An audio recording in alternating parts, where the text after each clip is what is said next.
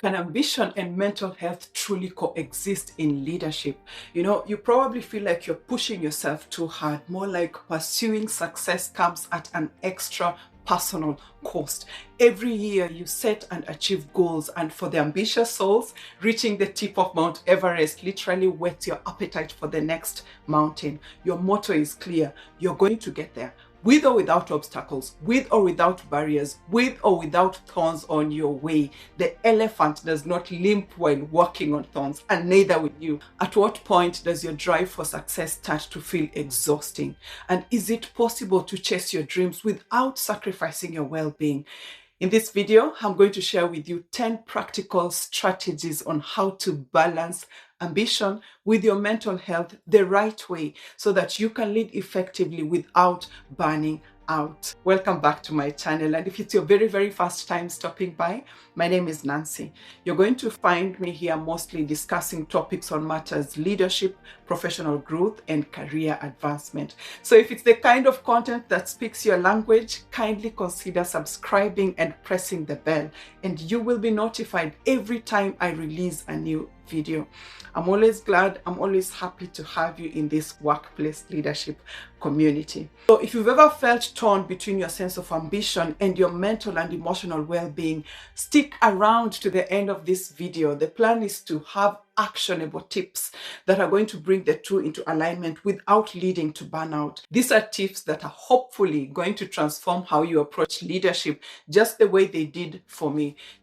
People see ambition as that driving force to success, but without balance, it can turn you into a workaholic and even become a top contributor to stress, neglect of self-care, and even burnout. And here's a case where you find yourself always ready for work. You're going to notice that you're still in the office past the working hours, or even justify bringing work home. You want to go on until late without putting major consideration into your private life, into your private time. You're not even giving attention to that persistent pain at the back of your neck that is asking you to slow down. And then you start getting irritable and sometimes even snap back at anyone who tries to pull your attention away from that report that is due at your workplace, because to you, work comes first. Studies show that 60% of leaders report feeling isolated in their roles. Just think about it.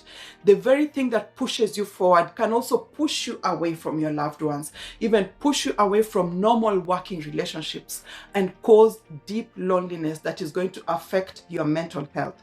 That's why finding harmony between ambition and your mental health is not just important, it is crucial to your overall well-being, because you're just as important to an organization as your productivity levels. So how do we get there?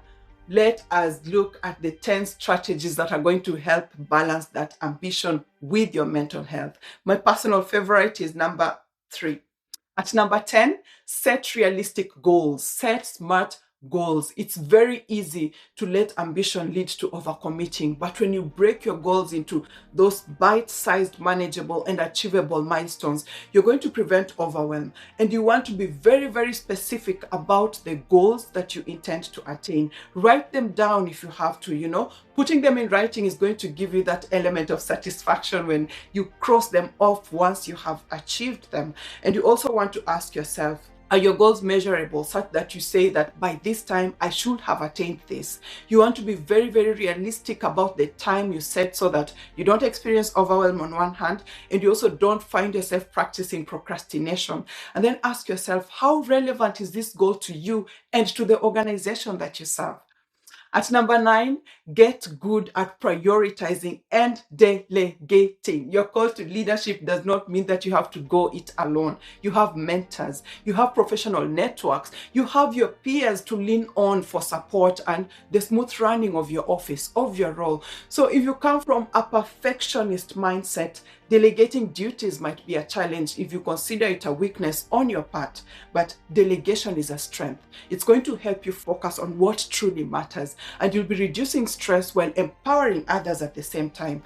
So this is the best place to personalize the Eisenhower matrix so that you can put your main focus on what is most important and urgent, and then schedule for later what is important but not so urgent. Then you can delegate that which is urgent but can be done just as well by someone else in your team or in your network, and then avoid or completely delete that which is not important and not urgent on your plate but is bound to eat into your time. At number 8, you want to recognize your limits. There is that need to set boundaries between work life and personal time. And this includes digital detox. Leadership comes with more responsibility and the pressure to be always on. And this means that you can easily overlook that need for rest. And these are the moments when you want to ask yourself, am I pushing myself too hard? Could I be ignoring the signs of stress? Maybe you're too fatigued. Maybe you're too irritable. All these are signs, and the more aware you are, the easier it's going to be to do something about it. So these are also the moments when you want to set boundaries around your work emails and notifications. It takes discipline to switch from work to home and also from home to work. And you also want to train yourself to turn off electronic gadgets. This is not easy.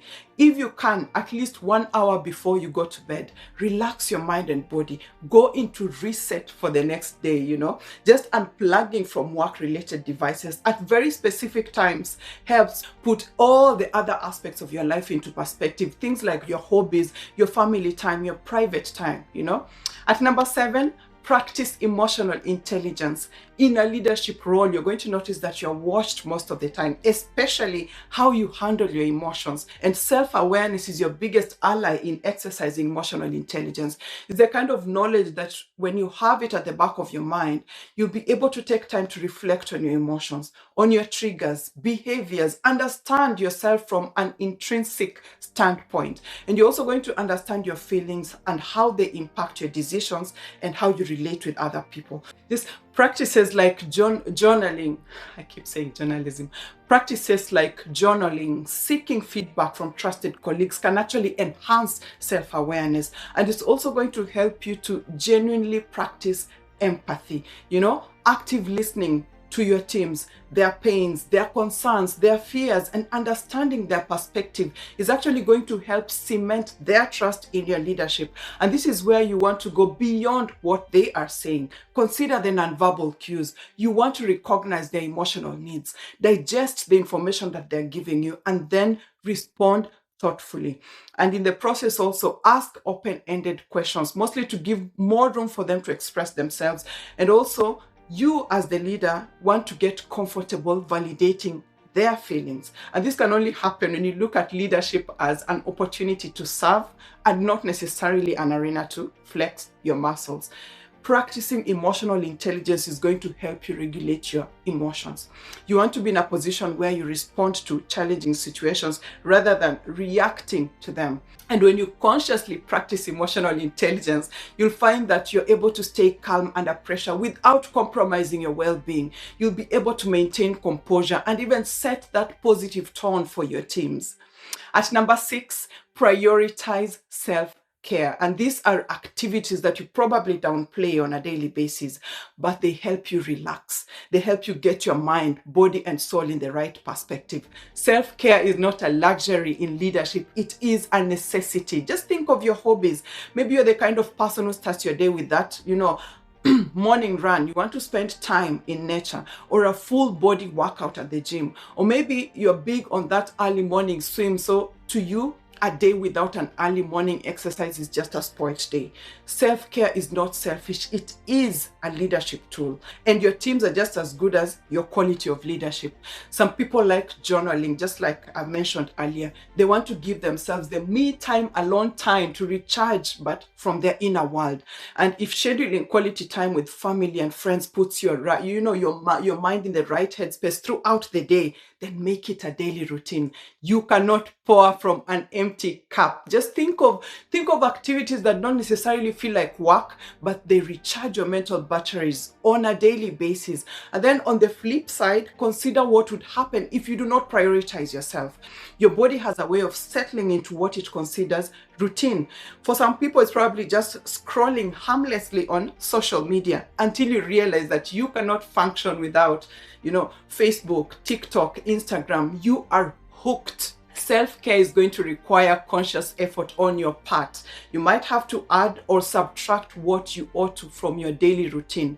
At number 5, optimize your social connections. Optimize your social connections. I love talking about the human touch and having a functional inner circle, because cultivating meaningful relationships, be it with your mentors, with your trusted friends, with your peers, can actually offer a safe space to share your challenges, to receive guidance, to gain perspective, to benefit from genuine emotional support. You want to be able to manage stress without being too isolated from the daily realities. And this is where your support network plays a crucial role. Understanding the human touch is also going to help foster genuine team relationships, genuine team connections, what everyone in leadership needs. Strong workplace relationships are not just going to improve the morale of your team members. You as the leader will be reminded of the collective effort behind your ambitions and actually keep you grounded. And you want to engage authentically with your teams by showing appreciation. You want to show empathy. You want to be concerned about their well-being genuinely. Earlier, we talked about prioritizing self-care, and now you want to take it a level deeper. Dedicate time to family and friends outside of work. These personal connections are going to provide emotional fulfillment and also remind you of who you are, your identity beyond your professional role. Just think of the family dinners. Think of the time out for, that you set aside for outings, for leisure, the WhatsApp group calls, if you cannot all be in one space physically at that very same time. You're looking for a healthy balance between your work and your private life.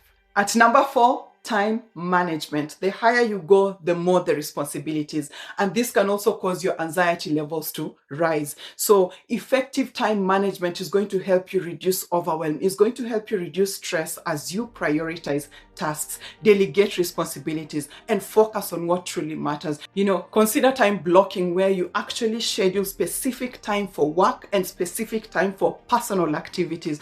Or the Pomodoro technique, I hope I said it right by the Italians, please don't come for me, where you actually break your tasks into 25-minute intervals and be able to completely focus uninterrupted. Then you take a 5-minute break. You do this 3 times, and then you take a 30-minute break, and then you rinse and you repeat, rinse and you repeat. And this works in your favor if what you need is actually focus and flow in your work. So when you organize your workload, you're going to find that you are less overwhelmed, and this is going to reduce stress and actually prevent burnout.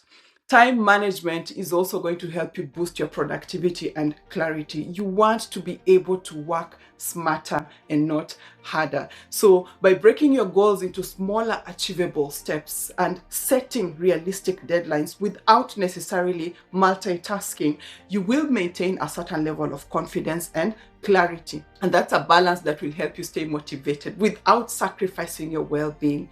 So up until now, what has been your biggest challenge in balancing ambition and your mental health? Please let me know in the comment section below. At number 3, celebrate successes. Celebrate successes. This is not a typing error. Leadership is a growth succession. The moment you taste the first promotion, your mind is already wiring itself for the next opportunity. You want to see yourself moving from one level to the next in your career. And this can also come with challenges like having to survive the imposter syndrome. You have to keep on sharpening your skills, the soft skills and the hard skills. You have to keep on learning how to deal with people, especially workmates who are considered hard to work with.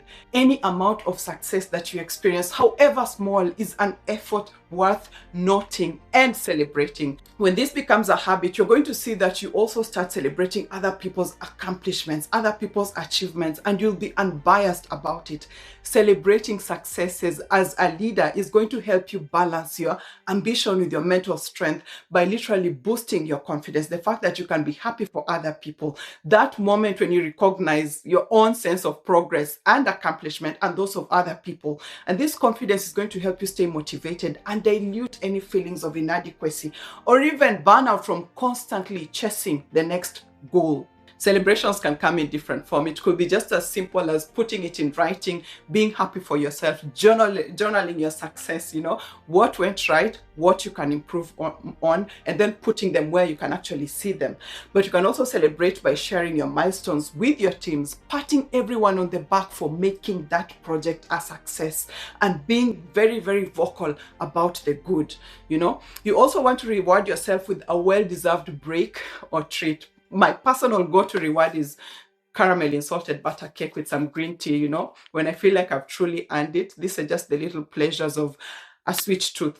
The other thing, celebrating successes gives you an opportunity to pause and reflect on your journey.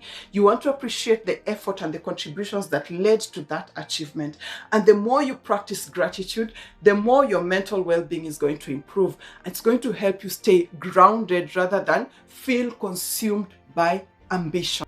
At number 2, address that guilt. Address the guilt. There's a guilt that comes with always having to be on, always having to be on the lookout, being on the lookout for ways that you can actually keep on growing in that organization and also at a personal level. So you find yourself feeling guilty, bordering selfish for looking out for yourself. But then there's also the fear that slowing down might actually affect your performance. So there's that pressure that you feel like the society is looking at you with major expectations to over-deliver.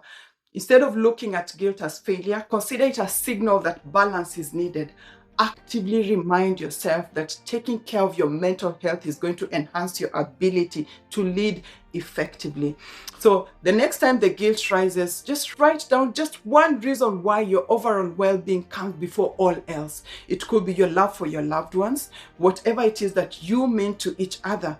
Then look at it as selfishly aligning yourself with the constants in your life, in your life, in spite of your profession. Hold that meeting with yourself. It's very important. Call yourself for a meeting just to be clear on your boundaries and then communicate them with yourself and with others. You do not want to be solely driven by the expectations of the society. Let your leadership style spell quality, not quantity. Just saying no to demands that are going to eat into your time, but they can actually be accomplished with or without you. You want to develop the habit of focusing on what truly matters. So start by saying no in low-stakes situations just to build confidence. For example, you can decline a meeting that is not as crucial and critical to your role, then use that time to nourish your mind, body, and soul, or even to engage in strategic planning for projects that absolutely need your attention. At number 1, be vulnerable, be honest, be authentic. If you're an ambitious person, you're bound to hit major highs in your career.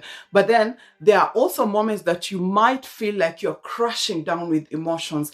Passion has 2 faces, and this can be on both extremes. So this is where you want to practice self-compassion. Acknowledge that you cannot do everything perfectly, and that's okay. Prioritizing your well-being is a strength, and this may also be a good time to anchor yourself to mindfulness practices. Call yourself for a meeting. Admit that the fast-paced lifestyle at work speaks to you. It speaks volumes to you. But then if you are to last beyond your years in that organization, beyond your retirement, in the best shape, then slowing down is non-negotiable. You want to literally pay attention to moments when it feels like you're moving faster than the wheel. Then take a step back with that discerning eye and look at everything that you're doing separately.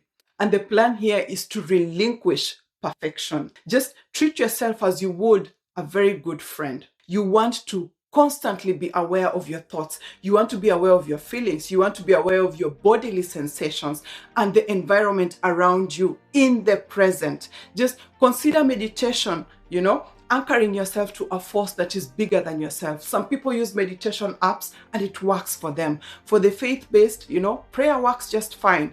You just want to look out for how to feed your mind, body, and soul, and how the 3 are interconnected in keeping you grounded. And then look at your sleep patterns also to see if they have been compromised over time. And you'll notice that when you put too much emphasis in one area, the other aspects of your life are bound to be compromised. They're bound to suffer. So give yourself the grace when there's a lot on your plate and be honest with yourself. Be you. You can see that balancing ambition and mental health is not just about sacrificing one for the other. It's about integrating both into your leadership journey. And the plan is to grow and evolve in your career without losing yourself in the process. So if you got value from this video, please give it a thumbs up. It goes a long way. You will also love this other video on the intersection between your leadership role and your mental health. Just check it out right here. And I'd also love to hear from you. What strategies do you use to balance your ambition and your mental health? Please meet me in the comment section below with your thoughts, and subscribe to the channel and hit the notification bell if you haven't already for more leadership tips on your leadership journey. See you on the next one. Bye.